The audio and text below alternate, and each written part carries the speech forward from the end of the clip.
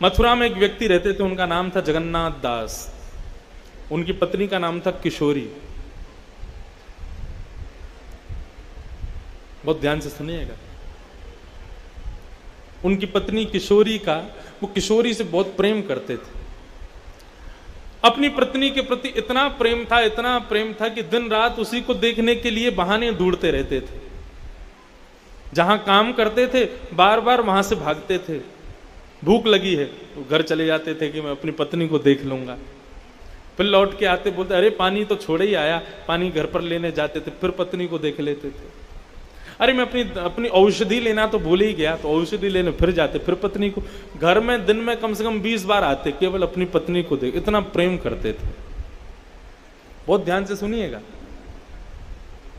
इतना स्मृति, इतना प्रेम अपनी पत्नी के प्रति उनका था। एक दिन भोजन पाकर के अपनी पत्नी को निहार करके जब गए, बहाना ढूंढ रहे थे कैसे जाऊं वापस, कैसे जाऊं वापस। तो जब जाते थे और घर पहुंचते थे तो ऐसा कुछ करके जाते थे कि उस बहाने दोबारा आना पड़े। तो जबरदस्ती भोजन करते हुए अपनी दुकान की चाबी वहीं छोड़ गए। बोले ताकि इसको लेने दोबारा तो भी आऊंगा, फिर देख लूंगा।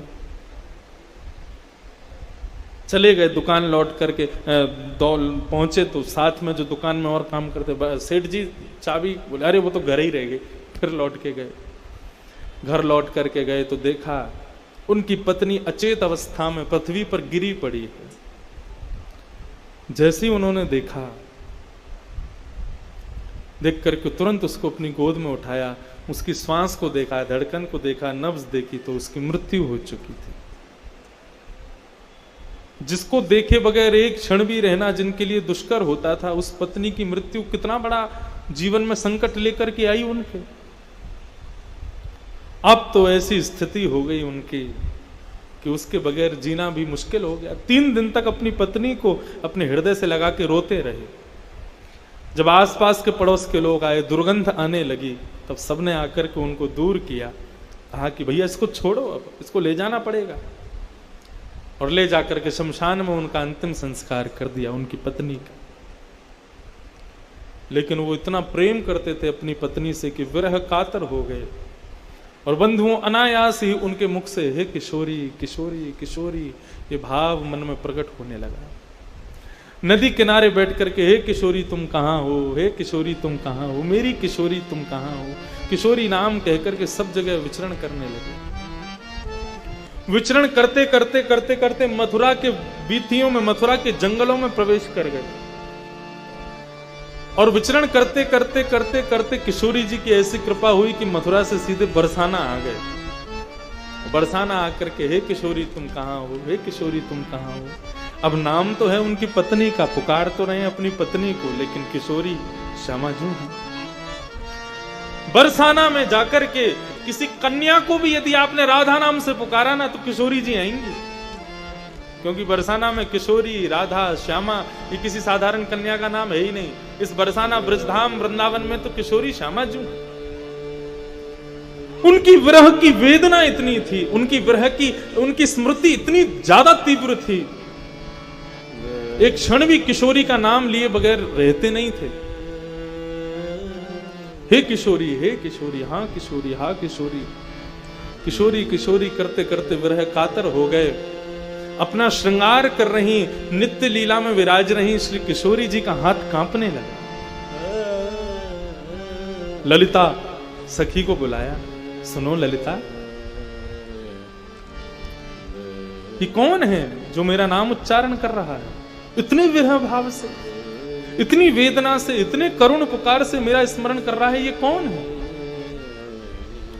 ललिता जी बोली किशोरी जी, आपको स्मृति में नहीं ला रहा है, वो आपका स्मरण नहीं कर रहा है, वो आपका स्मरण नहीं कर रहा, उसकी पत्नी का नाम किशोरी है, वो अपनी पत्नी का स्मरण कर रहा है। किशोरी जी बोली ठीक है, अपनी पत्नी को कर रहा होगा। पुनः श्रृंगार करने लगी, फिर हाथ कांपने लगा। किशोरी जी मनी मन विचार करने लगी, ललिता जी से कहने लगी, बोले वो भले ही अपनी पत्नी का स्मरण कर रहा है, लेकिन उसके भाव में इतनी करुणता है, इतनी सरसता है, इतना विरह है कि मैं किसी भी क्रिया को करने में असमर्थ हो गई। जब तक उसको बुला नहीं लूंगी, जब तक उसके सिर पर अपने दोनों वरद हस्त रख नहीं दूंगी, जब तक उसको अपने दर्शन दे नहीं दूंगी, तब तक वो शांत नहीं होगा। कृपा करो, उसको बुलाओ। ललिता जी कहने लगी, इतनी अनायास कृपा किशोरी जी, वो व्यक्ति आपको बुला भी नहीं रहा है, आपको जानता भी नहीं, आपका स्मरण भी नहीं कर रहा, फिर भी आप उस पर कृपा कर रही हो। किशोरी जी कहती हैं, वो नाम भले ही भाव कुभाव से ले रहा है, लेकिन मेरा ले रहा है। लेकिन उसके नाम में जो विरह है, जो करुणता है, उसकी जो स्मरण शक्ति है, वो मुझे झकझोर रही है, उसको बुलाओ।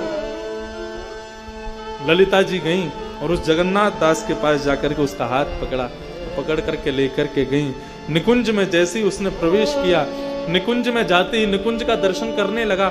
अंदर प्रवेश करते ही सामने एक शिला पर बैठी हुई, श्वेत वर्ण के वस्त्र पहनी हुई, तप्त कांचन गौरांगी, कंचन जैसा जिनका अंग चमक रहा है, श्री चरणों को गोद में लेकर के श्याम सुंदर बैठे हैं। इस सुंदर छवि का जैसे ही उसने दर्शन किया, उसके मुख से अनायास किशोरी भाव प्रकट हुआ।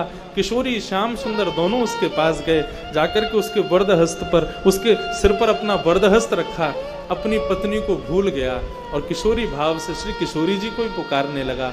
सदा सदा के लिए, निरंतर के लिए उनके श्री चरणों का दास बनकर के बरसाना में निवास करने लगा।